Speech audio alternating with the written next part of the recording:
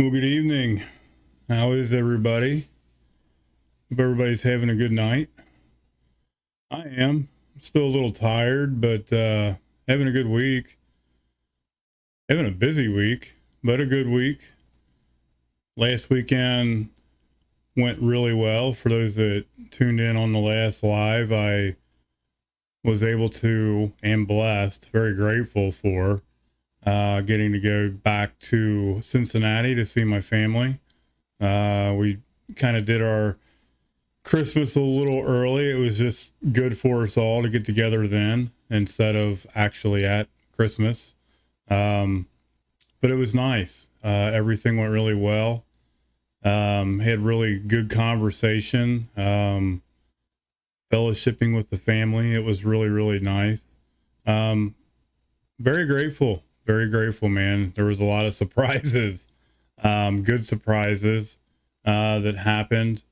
Some personal effects of my father's were handed down to me and trusted with, which was a huge blessing of my recovery, and very meaningful. It was just a good weekend, man. Still struggling with the sickness a little bit. I don't know. There's probably a lot of you dealing with the sniffles and the flu symptoms and this crap that's going around. I'm still struggling with it. I feel pretty good right now. This morning, not so much, man. When I got up this morning, it was rough. A lot of Dayquil, daytime flu and cold medicine. Ugh, nasty stuff, but, it helps me get through today. So whatever it takes, any means and lengths, right? The spiritual gift of sharing is the topic tonight. This is probably one of my favorite just for today's from the NA side. Um, what is the spiritual gift? What is the spiritual gift of sharing? What's it mean to you guys? If you haven't tuned in, or you're obviously tuned in, if you haven't shared out the stream yet, please do before I get started.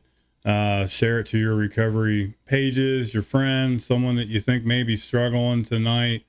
You never know who may need to hear it. The more we share, the more we help, right? I say it all the time. It goes across the bottom of the screen, every stream. It's really important. It's one of the spiritual gifts of sharing. I'm going to bring up the reading and share my thoughts and feelings on the reading. If you want to in the chat, please do comment along. And here we go. Let me bring it up here real quick. The JFT for today is the joy of sharing. It's on page 365. If you have the basic text, it's on page 49 on the NA side.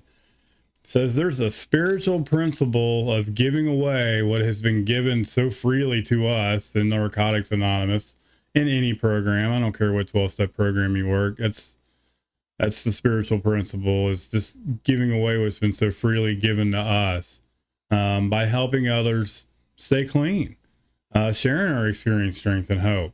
You know, we enjoy the benefits of the spiritual wealth that we have found. Says time and time again in our recovery, others have freely shared with us. You know, remember when you were a newcomer? You know, people were sharing freely with us. That was so freely shared with them. You know, they're sharing their experience, strength, and hope from others that did the same thing for them. It says perhaps we were the recipients of a 12-step call. Maybe someone picked us up and they took us to our first meeting. You know, I've been there. You know, I don't know how many times I've reached out to others, especially like when I was in sober living and my multiple treatment attempts. You know, my ass was falling off, man, and I knew I needed to do a meeting, and I didn't want to walk, and it was cold out, and blah blah blah blah blah. And you know, I would reach out, I'd pick the phone up, and ask for help. You know, try to get that ride to the meeting. So it could be that someone maybe bought us dinner just because we were a newcomer. I know in Cincinnati, you know, a lot of the NA meetings that I participated in Cincinnati, that was kind of a tradition after the meeting. You know, we would have our meeting and everyone would fellowship, and then we would stick around and fellowship some more, and we'd go grab pizza. Um, for those that may be listening from the Cincinnati area, there's been many trips from the Glenway Avenue area, the west side of Cincinnati, where we would go to La Rosa's Pizza and hang out, man, and fellowship in one of the back rooms at La Rosa, and just eat some pizza, man, and just hang out and just have a good time.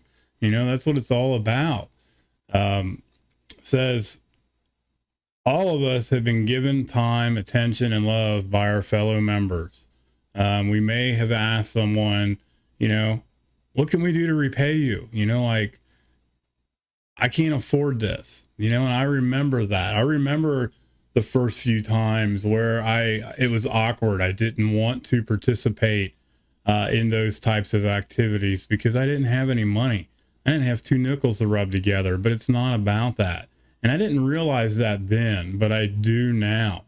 And the answer we received was probably a suggestion that we do the same for the new member when we're able to. And that was exactly what I was told, not to worry about it and to pay it forward when I'm able to. As we maintain our clean time and recovery, we find ourselves wanting to do for others the things that someone did for us. And that we're really happy that we're able to and that we can. Bear with me here. My mouse is playing hide and seek with me. We're super grateful that we have the ability to give back what's been so freely given to us. If we heard the message while in a hospital or in an H&I meeting, hospitals and institutions, for those that don't know what H&I is, we can call our local H&I subcommittee. Perhaps we can volunteer or be of service on the NA helpline, just being of service in general.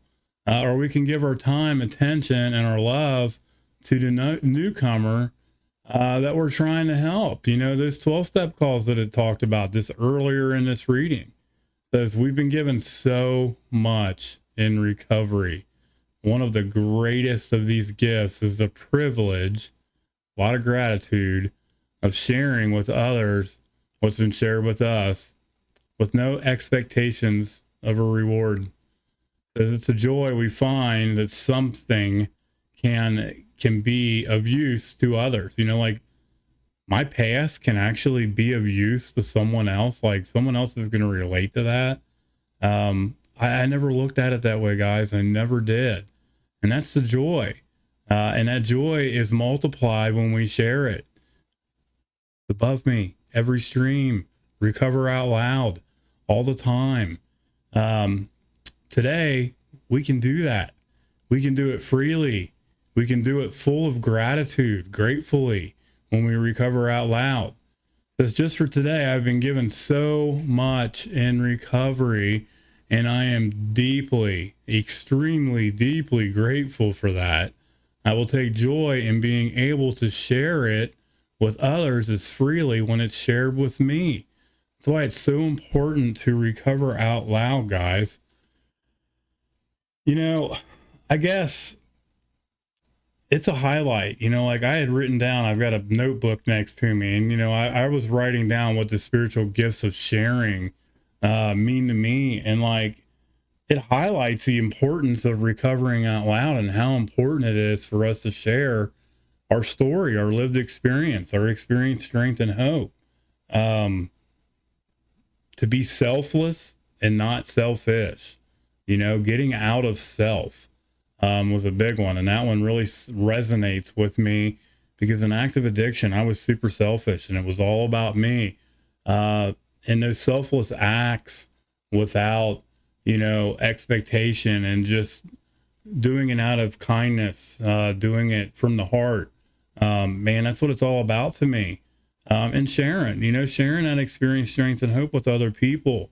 The spiritual joy of recovering and sharing for me, is just doing it honestly and just being myself, with others that love and care about me, that understand me, on the NA side, and it should be pretty much across the boards, without judgment, being non-judgmental and understanding and showing that empathy and sympathy and love and care and support that we're taught in the programs that we work. And there's a lot of gratitude in that, guys. There's a lot of gratitude in it for me. I don't know about you all, but I'm super grateful for that. It's a great reading. I love to recover out loud. That's why I do this. I think it's the most important tool in my recovery toolbox next to my higher power. I say that all the time. So whenever I get a chance to share about it, I do.